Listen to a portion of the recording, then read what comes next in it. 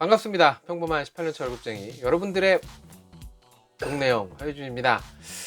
보니까 제가 오늘 리뷰할 녀석을 1월 14일에 구입을 했더라고요. 우리나라에 이 코로나 첫 확진자가 나오기 한 일주일 전쯤에 제가 구입을 했던 건데, 구입한 지 4개월이 지난 뒤늦은 리뷰입니다. 왠지 좀 손이 안 가기도 했고, 제가 뭐 일 때문에 좀 바쁘기도 했고, 뭐 역병이 막 이렇게 도는 상황에서 정신이 없기도 했고, 뭐 이래저래 늦어진 언박싱입니다. 이제 뜯어볼 건데, 뮤토리 R2고요. 무려 4개월이 지났기 때문에 이거 뜯었는데 혹시 제품에 문제 있으면 어쩌지 하는 걱정도 좀 되는데, 하지만 문제 없습니다. 이 녀석은 1년 AS가 가능한 국내 업체에서 출시한 코드리스 이어폰이기 때문에 국내 업체인 나론에서 디자인을 하고 설계를 했습니다. 물론 생산은 중국에서 했습니다만, 와디즈 펀딩으로 런칭했을 때 만족도가 꽤 좋았던 녀석이죠. 뮤토리 R2 빠르게 한번 살펴보도록 하겠습니다. 제품 포장 박스는 좀 크죠. 얼마 전에 리뷰를 했었던 뭐 AKG N400하고 비교를 해봐도 좀 큽니다. 버즈보다도 뭐 박스가 크다고 좋은 건 아닌데, 앞에 이렇게 뮤토리 R2의 사진이 이쁘게 이렇게 돼 있고요. 뭔가 세련된 느낌의 박스는 아닌 것 같습니다. 뒷면에 이렇게 스펙을 안내한 그런 글자 폰트를 조금 이쁘게 하고 구성만 좀 잘했어도 괜찮지 않았을까. 어우씨, 열립니다. 이렇게 열리네요. 아이고, 뭐가 떨어졌네. 간단한 사용 설명서, 자세한 사용 설명서. 내부 패키징은 깔끔한 3단 구성으로 되어 있습니다. 유닛, 크레들, 그리고 이렇게 기타 구성품들을 이 스펀지 안에 잘 보관을 잘 해놓은 것 같죠? 제가 블랙으로 구입을 했는데 처음 출시가 됐을 때는 화이트만 나왔었거든요. 근데 블랙이 조금 더 요거는 이쁜 것 같아서 블랙으로 구입을 했습니다. 구성품은요, 유닛, 크레들, 이렇게 액세서리라는 박스가 있는데 요거를 열어보면 이렇게 오핀 케이블하고 추가 이어 팁 두 쌍이 들어가 있습니다. 뭔가 화나 있는 것 같지 않아?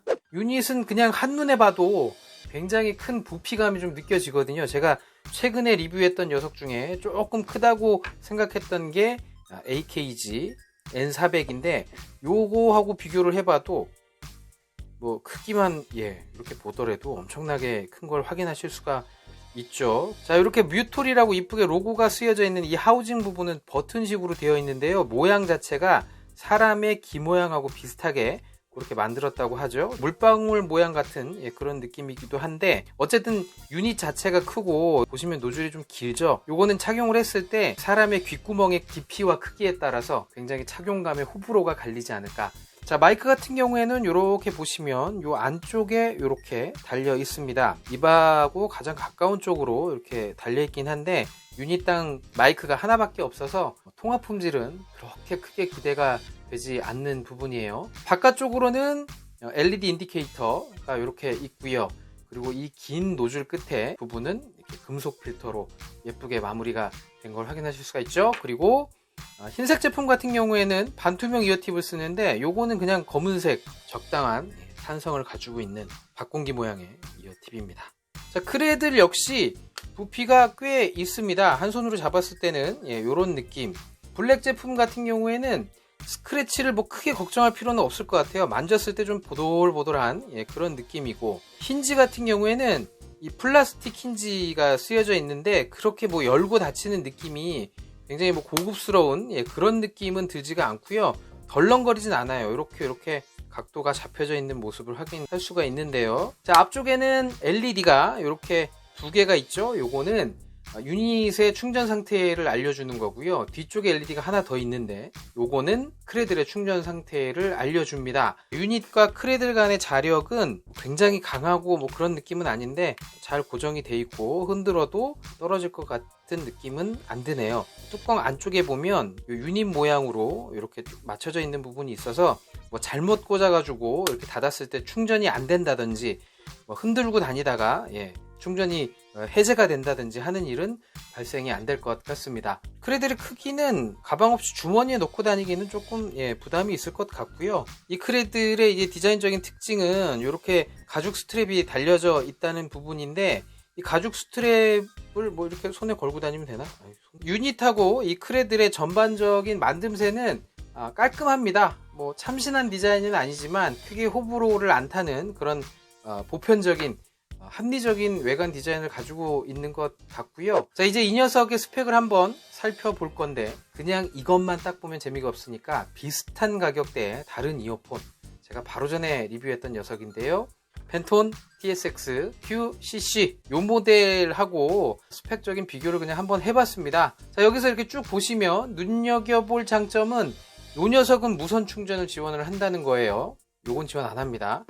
이 가격대에 무선 충전 지원된다는 부분은 당연할 수도 있고 뭐 아닐 수도 있는데, 이게 아직까지 5핀 충전을 하고 있다는 부분만 봤을 때는 그런 장점이 있고, 그리고 게이밍 모드를 지원한다는 겁니다. 즉 레이턴시를 조절을 할 수가 있다는 얘기인데, 게임 모드는 픽스아트 칩셋을 사용한 QCY T5에서 이미 경험을 한 바 있는 그런 기능이죠. 이 녀석도 픽스아트 칩셋, 그리고 D램 W1에서도 게임 모드를 우리가 본 적이 있습니다. 게임 모드를 사용하게 되면은 연결 안정성에 좀 문제가 있고, 그리고 배터리도 좀 빨리 나는 그런 단점이 있습니다. 게임을 뭐 많이 하시는 분이라면 사실 무선 이어폰으로 하기보다는 유선 이어폰으로 연결해 가지고 하는 게 답이라고 생각을 하는데, 요거는 그냥 이런 기능도 있다 정도로 생각하시면 되지 않을까. 그리고 싱글 모드와 듀얼 모드로 사용이 아주 간편하게 전환이 가능하다는 게 장점이거든요. 물론 뭐 퀄컴 칩셋을 쓴 녀석들도 마스터 슬레이브가 왔다 갔다 하지만 그거보다 이게 훨씬 더 편하게 싱글과 듀얼을 왔다 갔다 할 수 있거든요. 그거는 장점이고요. 자, 어쨌든 뮤토리 R2의 스펙은 괜찮습니다. 짠, 옷이 바뀌었죠? 3, 4일 정도 제가 이 녀석 가지고 한번 다니면서 사용을 해봤습니다. 출퇴근하면서 사용을 해봤는데 느낀 점 간단하게 좀 말씀드리도록 할게요. 일단은 장점, 연결 안정성이 굉장히 좋더라고요. 아침 저녁으로 뭐 출퇴근 시간에 지하철에 사람들 굉장히 많지 않습니까? 끊기는 일 거의 없었고요. 그리고 제가 회사가 종로 쪽인데 종로의 빌딩 숲 사이를 지나가다 보면 웬만한 이어폰들은 전파 방해 때문에 조금씩 끊기는 경우가 발생이 되는데, 이 녀석은 진짜 거의 없었어요. 한두 번 정도 살짝, 특히나 이게 듀얼 모드나 싱글 모드로 전환이 자유롭잖아요. 막 꺼내서도 뭐 크게 문제없이 연결이 됐다 풀렸다 하기 때문에 정말 편하게 꺼내서 쓸 수 있고 하는 그런 부분들이 굉장히 편하더라고요. 굉장한 장점이라는 생각이 들었고, 그리고 가장 큰 안 좋은 점은 역시나 좀 착용감이었습니다. 제가 이렇게 귀에 딱 꽂게 되면 옆으로 살짝 좀 튀어나오는 부분이 있어요. 제가 귓구멍이 크기 때문에 웬만한 이어폰은 잘 맞습니다. 잘 맞는데 이 녀석은 이압도 굉장히 크게 느껴지고, 제가 가장 큰 이어팁을 쓰거든요. 근데 중팁 같은 경우에 너무 헐렁하고 대팁은 너무 딱 맞아서 그 사이에 이어팁 사이즈가 하나 있었으면 좋겠다라는 생각이 들었는데, 요거는 요 상태로 버튼을 이렇게 누르잖아요. 그러면 계속 귀 안으로 막 들어가는 느낌? 너무 아프더라고, 오래 착용하면. 그래서 이렇게 착용하다가 탁 빼면 이렇게 뒤집어지는 거 보이시나요?